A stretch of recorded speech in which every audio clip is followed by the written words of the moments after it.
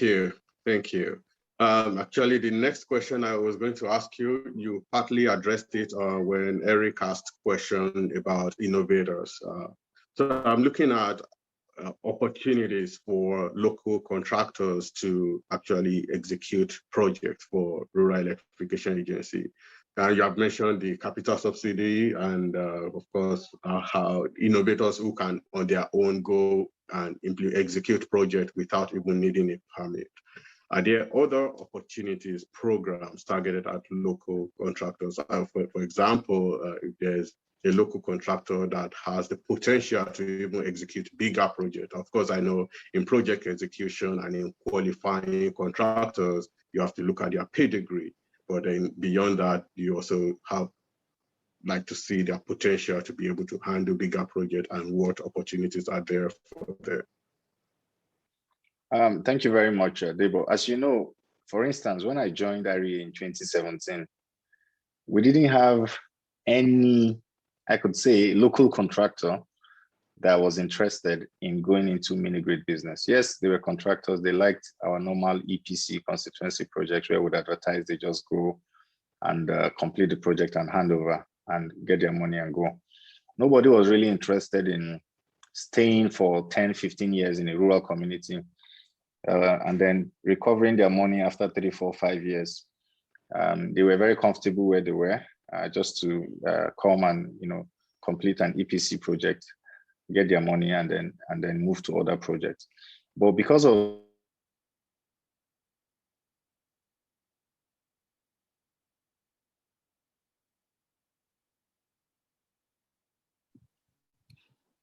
the deliberate, sorry about that. So because of the deliberate policy of government in moving towards, renewable energy, we had to, come in through the Rural Electrification Fund to encourage local developers. I remember the very first call we did in 2017.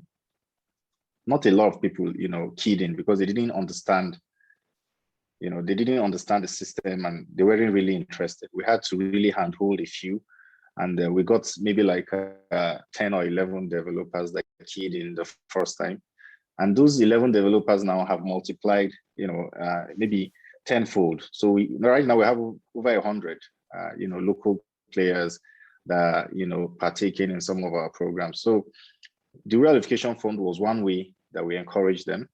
And then when they were implementing it, because you mentioned big players, how can they be big players?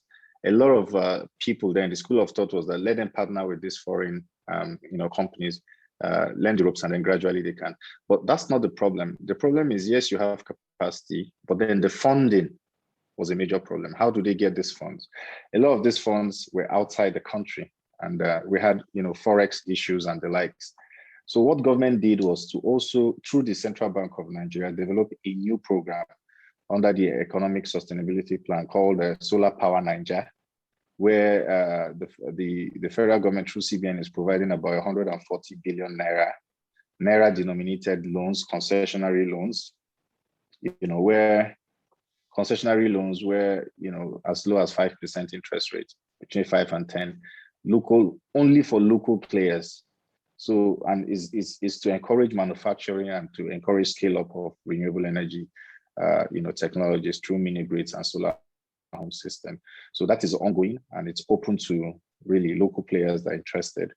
And we've gotten a few interest, but we're encouraging more people to come in and partake. And the NEPs, although the NEP being a World Bank and African Development Bank funded program, it's more of an international kind of tender.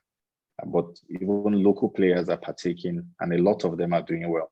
So even for our yearly budgetary projects, the ones we call constituency projects, it's difficult for any foreign company to come in and bid because the criteria, there are some statutory documents that you need to have, which means you need to be a local player before you can even partake. So I can say 80% of our programs encourage local developers. So it depends on which one they fit in and they're interested in. They can take a look, and we're always open to improving the processes. If there are areas like the economic sustainability plan, the solar power Nigeria I mentioned was as a result of discussions with developers where they told us their problems, and then we also relayed it to our bosses up there, and then we designed a new program just specifically to address some of their challenges.